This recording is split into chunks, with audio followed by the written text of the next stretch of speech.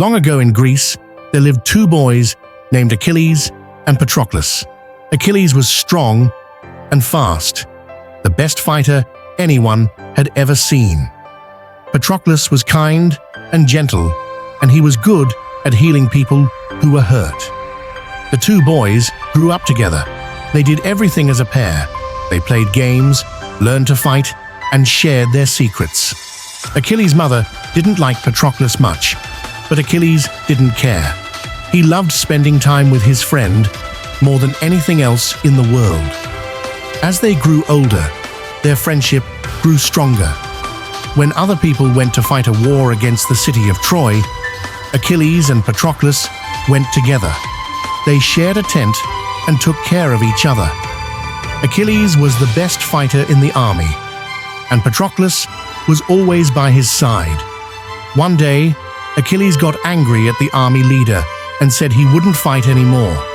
He stayed in his tent, and Patroclus stayed with him. But then their friends started losing the battle.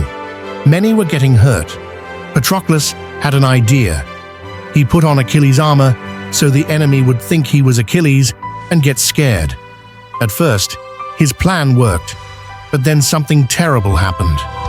Patroclus was killed in the fight. When Achilles heard that Patroclus was dead, he cried and cried. He had never felt so sad in his whole life. He said he wished he could die too, because life without Patroclus didn't feel worth living. Achilles went back to fighting, angrier than ever.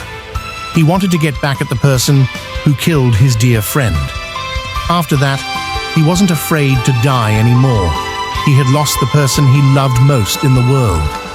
Even today, people still tell stories about Achilles and Patroclus. Some say they were best friends. Others say they were in love. But everyone agrees on one thing. They cared about each other more than anyone else in the world.